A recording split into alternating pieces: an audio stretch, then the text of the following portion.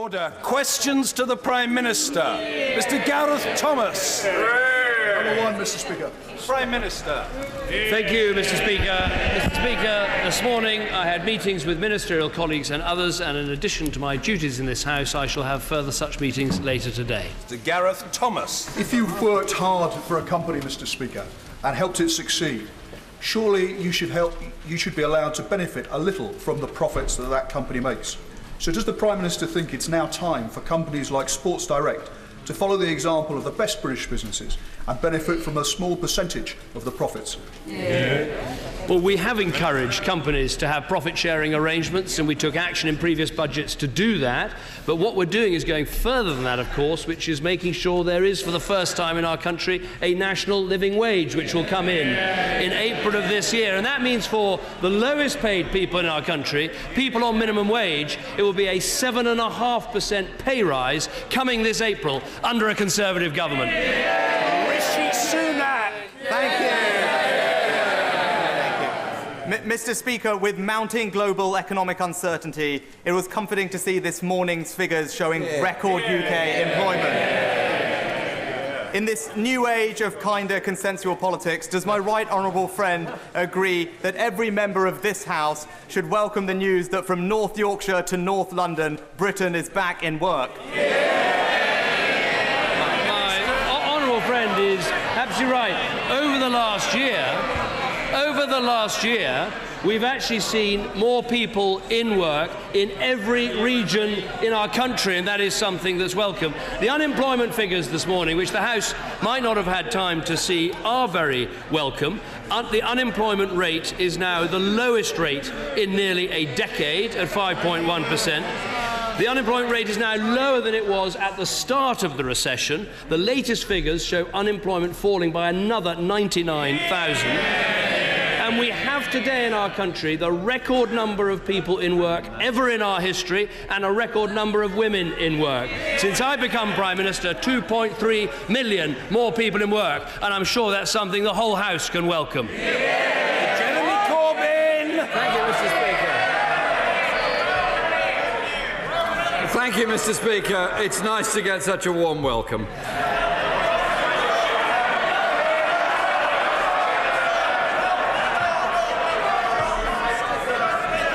If you will allow me for one moment, can the Prime Minister tell the House where in his election manifesto he put his plan to abolish maintenance grants for all students? First of all, people will recognise no welcome for the thousands of people who found work in our country. What a depressing spectacle. In our manifesto, we said we would cut the deficit and we'd uncap student numbers, and we've done both. Jeremy Corbyn. There's not such joy in Port Talbot and other places that have lost steel jobs, and they want a government that's prepared to support their industries. The Prime Minister has form here concerning student maintenance grants, because in the Conservative manifesto there was no mention either. Are you done? Let me very gently say to the dedicated Prime Minister's parliamentary private secretary.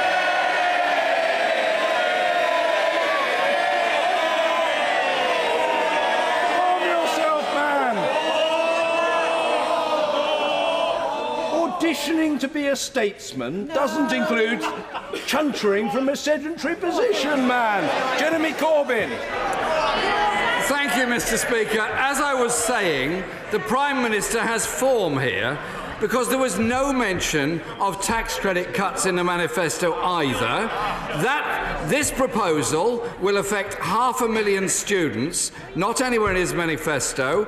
I have a question from a student by the name of Liam, who says, I'm training to be a mathematics teacher and will now come out at the end of my course to debts in excess of £50,000, which is roughly twice as much as what his annual income would be. Why is Liam being put into such debt?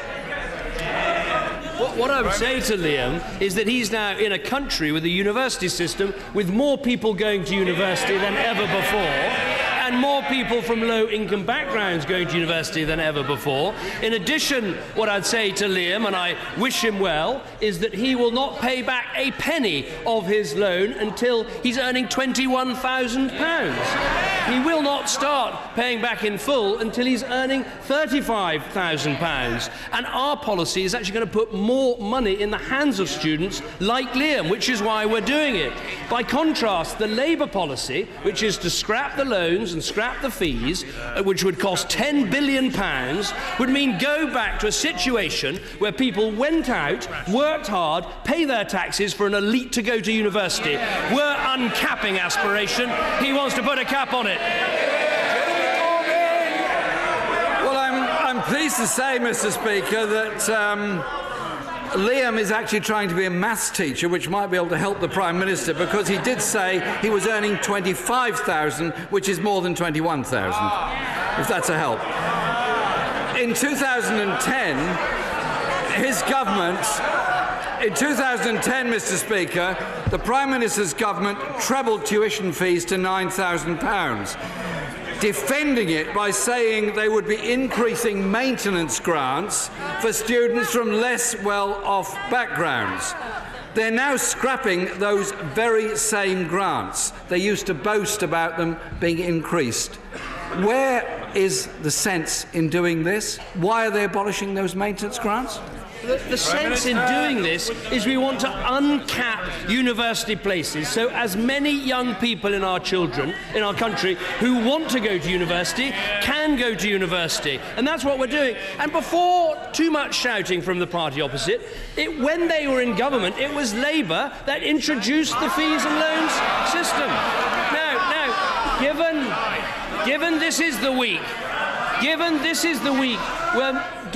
the week we're meant to be learning the lessons of the last election, let me read a lesson from someone, frankly, I rather miss, Mr. Ed Bulls, who wrote this week in the Times Higher Education Supplement, and he said this: "We clearly didn't find a sustainable way forward for the financing of higher education.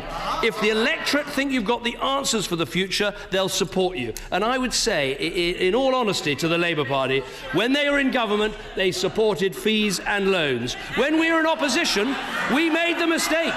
We made the mistake that they did. If you want to be on the side of aspiration, if you want to be on the side of more university students, if you want to help people make the most of their lives, the system we've got is one that's working, and the numbers prove it.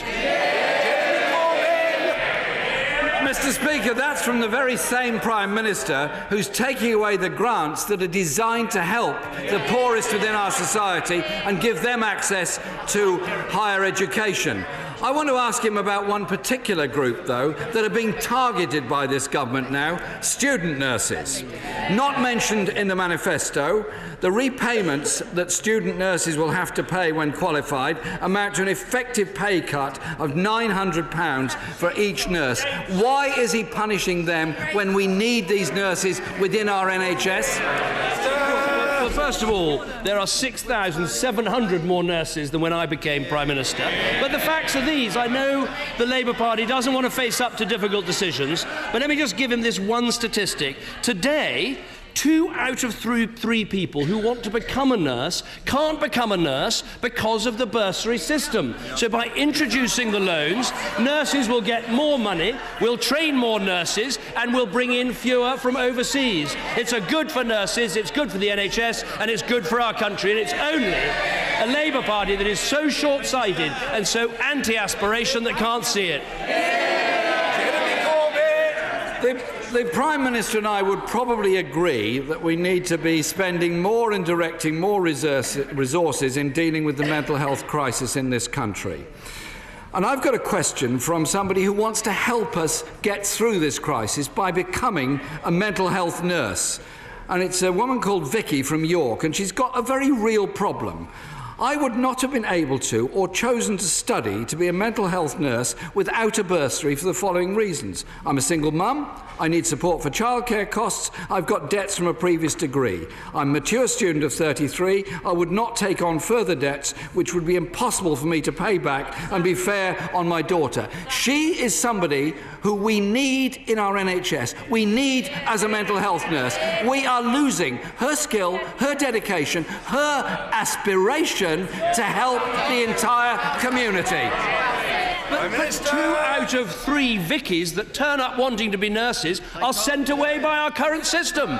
So we're bringing people in from Bulgaria or Romania or the other side of the world to do nursing jobs we should be training British people who want to do.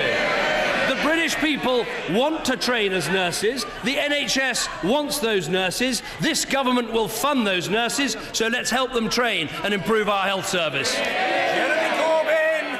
The problem is you're expecting Vicky and others like her to fund themselves by paying back a debt or paying back from their wages in the future. I don't think she's been very reassured by the Prime Minister's answers today. Unconvincing to her. However, he wasn't very good at convincing the Honourable Member for Lewis, a nurse herself, and she said, I would have struggled to undertake my nurse training given the proposed changes to the bursary scheme. The Prime Minister will be aware that 9 out of 10 hospitals currently have a nurse shortage. Isn't what he's proposing for the nurse bursary scheme going to exacerbate the crisis, make it worse for everybody, and make our NHS less effective than more effective? What is his answer to that point? I'll give him a very direct answer, which is we're going to see 10,000 extra nurse degree places because of this policy, because we're effectively uncapping the numbers that can go into nursing. And I have to say, Mr. Speaker, this week has all been of a piece, a retreat of the Labour Party into the past. We've seen it with wanting to bring back secondary picketing, with wanting to bring back flying pickets. We've seen it with the idea of stopping businesses paying dividends, and with the absurd idea that nuclear submarines should go to sea without their missiles. Anyone watching this Labour Party, and it's not now just the leader, it's the whole Labour Party, they are a risk to our national security, a risk to our economic security, a risk to our health service, and to the security of every family in our country.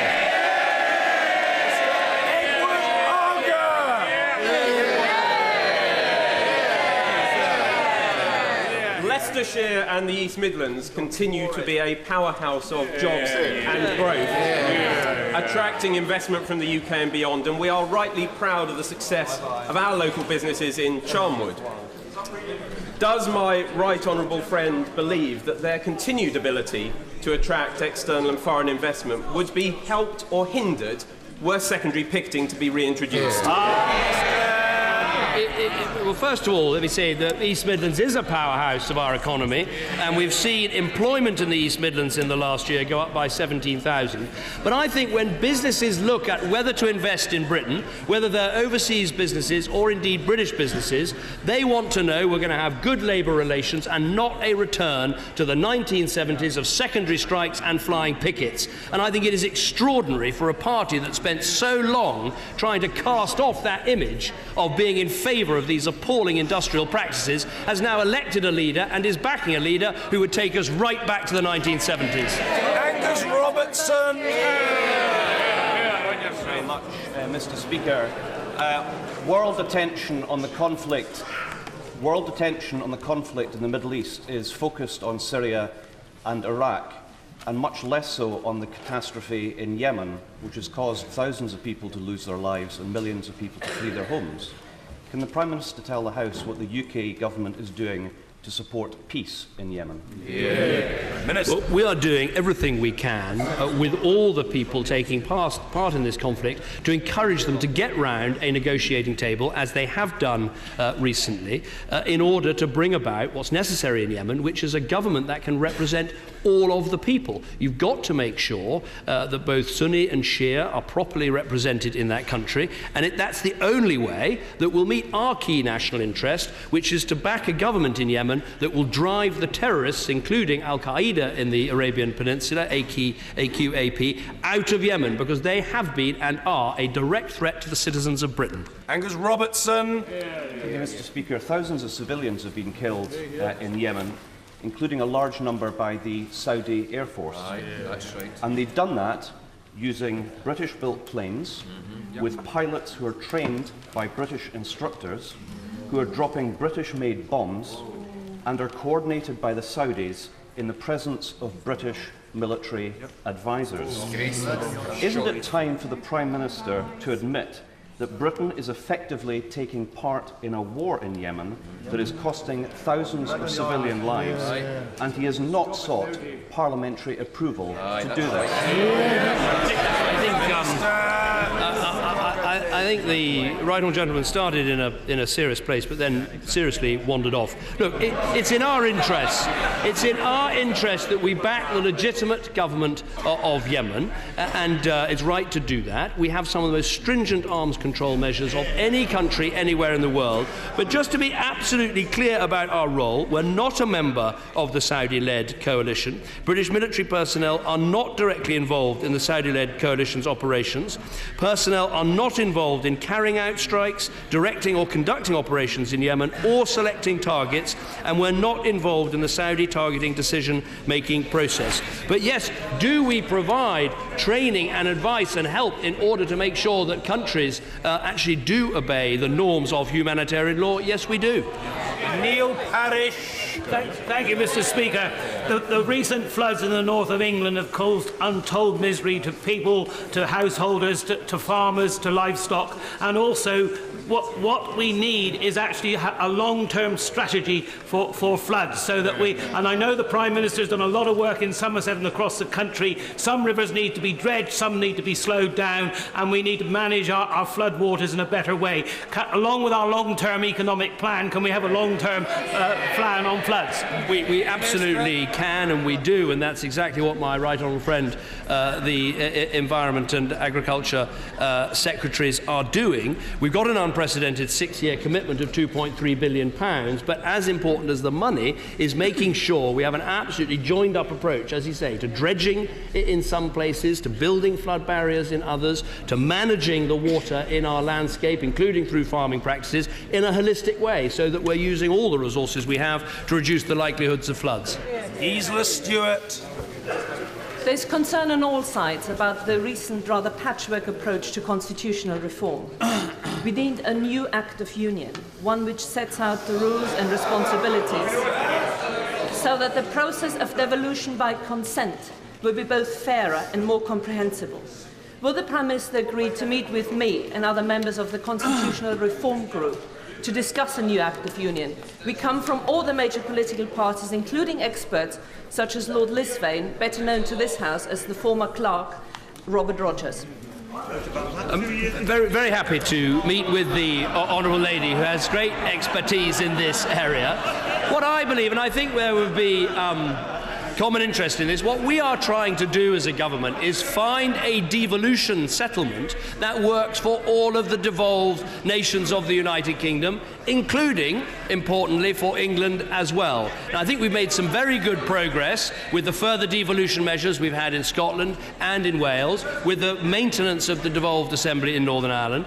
If there are further measures we can take, I'm very happy to see them, but I don't necessarily believe that simply writing things down in one place will solve the problem, but I'm happy to meet with the Honourable Lady. Carl McCartney. Thank you, Speaker. Does my right honourable friend agree with me that our nuclear deterrent only works against our nation's enemies if our nuclear submarines are actually equipped with nuclear missiles? And that those, such as the Leader of the Opposition, who do not believe this, have a defence policy inspired by the Beatles' Yellow Submarine, and shows that while the members opposite may twist and shout, their current leader certainly needs help.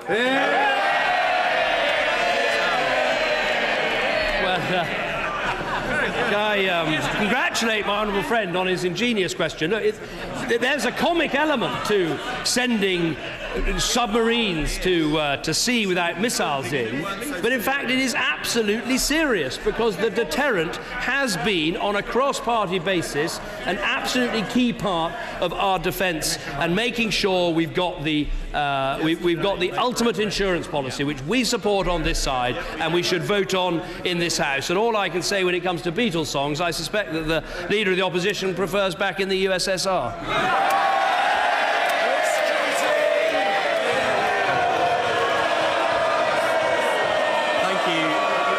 Thank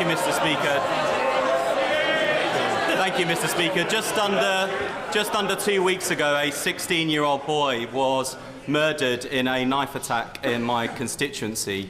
I'm sure the whole House will want to join me in sending our deepest condolences to Charlie's friends and family. Given that knife crime in London rose last year, and that the number of teenage deaths as a result peaked to its highest level in 7 years, what action will the government take to make sure that we don't return to the days when knife crime in London, affecting particularly young people, is merely a fact of life? Well, the honourable gentleman speaks for the whole House, and I'm sure the whole House will want to be with, in spirit, the family and the friends of Charlie Kutuyampu, who lost his life in this attack. And there's nothing anyone can say here that will give them the comfort that they seek. What I would say is we have toughened the law in terms of knife crime offences and the level of custodial sentences people are getting for those crimes. I think the police have done a huge amount to try and crack down on knife crime, and that's why overall it's fallen by something like 17% since 2010. But I think there's still more in terms of educating children and young people about the dangers of carrying a knife. In so many of these cases, the carrier of the knife ends up the victim of the knife attack. And so, as well as tough penalties, strong policing, we also need better education. Gareth Johnson. Thank you, Mr. Speaker. Mr. Speaker, does the Prime Minister agree with me that encouraging people in this country to learn the English language has a unifying effect? It aids integration and helps to create national identity and social cohesion, and therefore should be promoted. Honourable friend is absolutely right. I mean, I think the most important thing in our country is we make sure that everybody can take advantages of the opportunities in our country to work, to get training, to go to university. This is an opportunity country, but there's no opportunity for people if you don't speak the language. And that's why we're going to be targeting money at those people, very often women, who've been stuck at home, sometimes by the men in the house, and make sure they can get the English language skills that they need. And let me just make one other additional point, because I think this is so important. When I was sat in a mosque in Leeds this week, one of the young people there said how important it is that imams speak English, because if you've got young people, sometimes who speak English themselves but not Urdu and not Arabic, they need someone to guide them away from ISIL and their poisonous rhetoric. So speaking English is important for all, imams included. Dr. Alan Whitehead. Over the past few months, young people in Southampton have seen themselves frozen out of the living wage and housing benefit, face the downgrading or closure of the FE colleges and sixth form colleges that many of them get their qualifications from, and now we see the ending of maintenance grants for those young people who want to go to university. What is it the Prime Minister's got against young people trying to make their way in life? I tell you what we are doing for young people, and that is record numbers going to university, record numbers who are taking on apprenticeships, record numbers in work. Actually, today, the unemployment figures show a record low in the unemployment rate amongst those people who have left school. And I'd say to the honourable gentleman, one of the reasons why a Labour MP in the south of England is as rare as hen's teeth is because they talk down our country and talk down opportunity in it. I would like to thank the Prime Minister for launching the Apprenticeship Delivery Board on Monday evening at number 10. These are men and women who are expert in their sectors coming together to deliver the 3 million apprenticeship starts by 2020. Does the Prime Minister agree with me that it would be a great thing if, when students across our country log on to the UCAS website, they are informed about the opportunities of degree apprenticeships as well as the more traditional degrees? I think my honourable friend is making a very important point for two reasons. One is that if you become become an apprentice, that is not locking out the chance of doing a degree later in your career. Indeed, the opportunities for earning and learning are getting greater in our country. I think the second reason it's so important is in our schools, of course, all our teachers are very well equipped to tell people about degree opportunities because that's the route that they've taken, A-levels and the UCAS form and such like, but we need to improve the information in our schools so that people can see the opportunities for apprenticeships, in some cases, then leading on to degrees. Tulip Siddiq. Thank you, Mr. Speaker. My 24-year-old constituent, Laura, is in urgent need of a stem cell donor.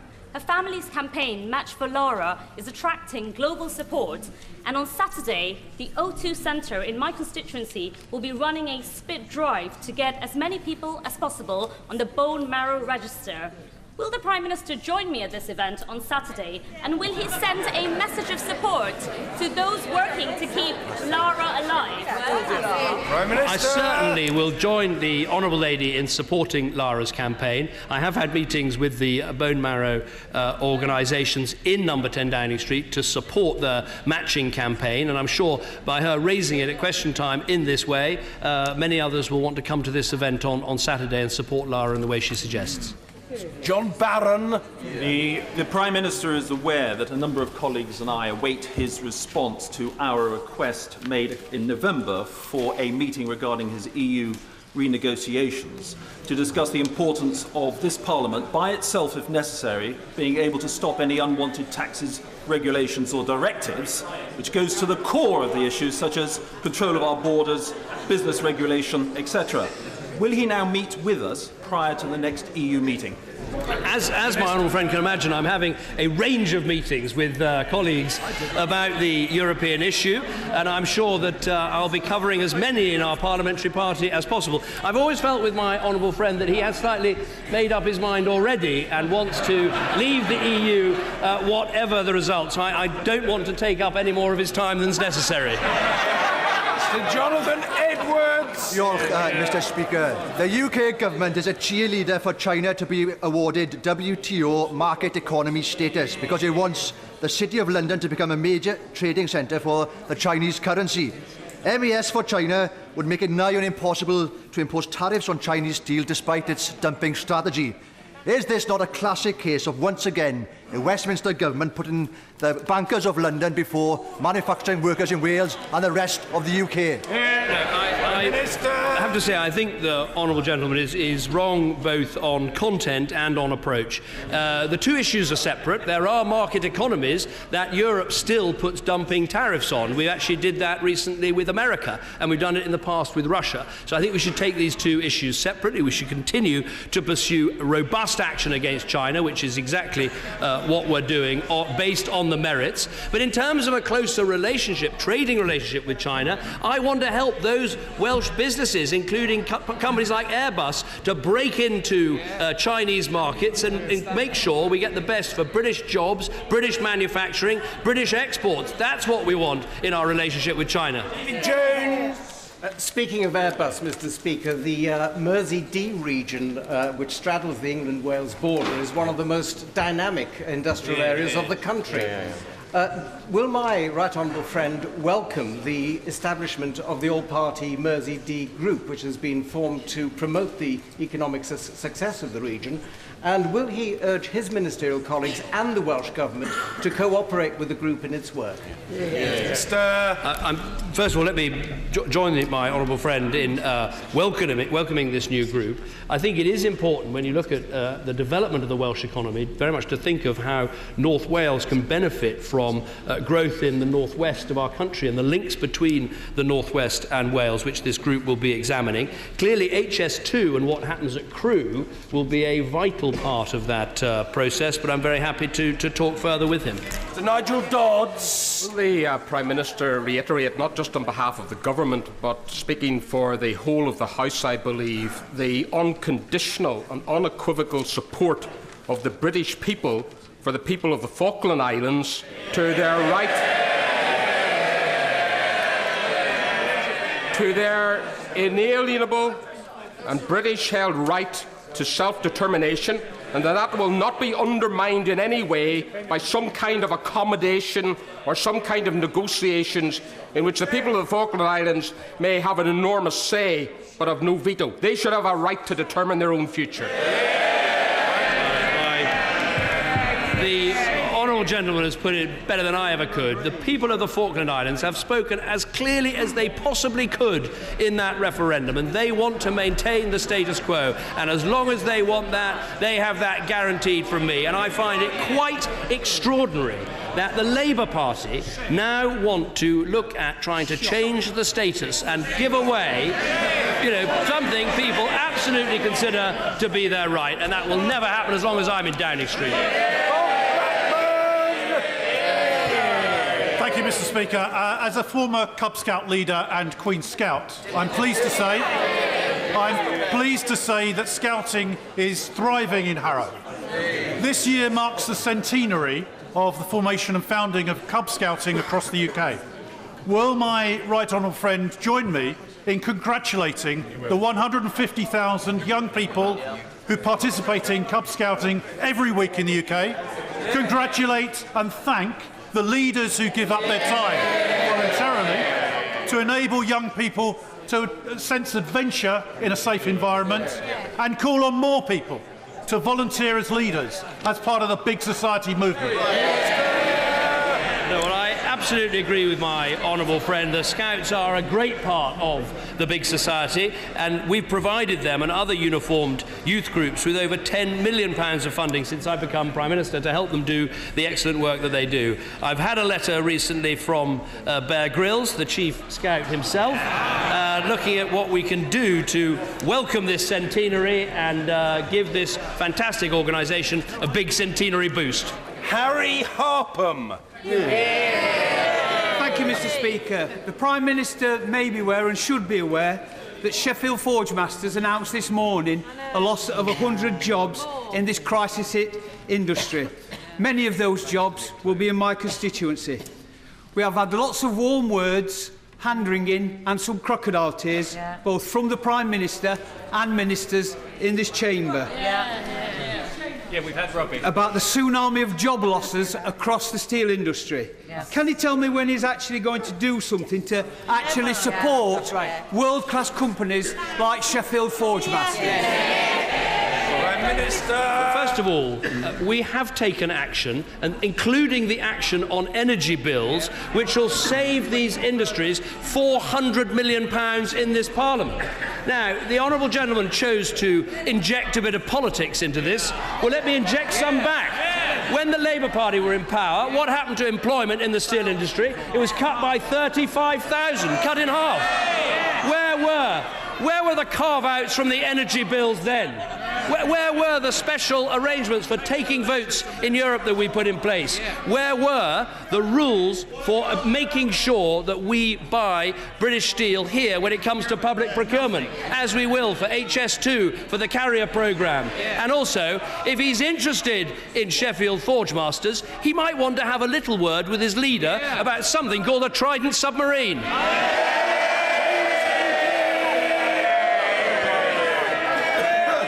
Thank you. Mr. Speaker, we don't yet know who will headline at Glastonbury this summer, but we do know that as things stand, they will not have anywhere to do their banking, as this world-famous town is to lose all 3 of its remaining banks within 12 weeks of each other. Will my right honourable friend join me in encouraging those banks to think again, and otherwise to make sure that they meet their responsibilities under the banking protocols? Minister! I will certainly make sure that happens, and I'll arrange for my honourable friend to have a meeting with the Treasury Minister to discuss this issue. We're seeing huge challenges, partly because of the growth of internet banking, but it is important in market towns like his, or the ones that I represent, that we continue to have a physical presence on the high street. At least Hannah Bardell. Thank you, Mr. Speaker. The Prime Minister may be aware of the tragic case of Julie Pearson, a young Scottish woman who died in Israel in November and was allegedly beaten and raped before her death. I met the family recently, and I hope the whole House will join with me in offering our condolences.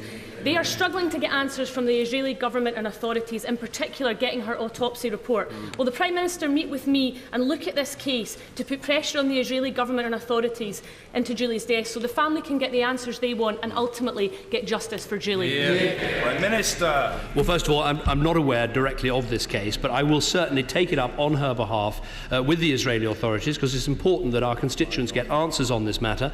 Perhaps I could arrange for her to have a meeting with Foreign Office ministers so they can discuss it. But we have good relations with Israel. We should use those good relations to make sure that when people need answers, they get them. Order.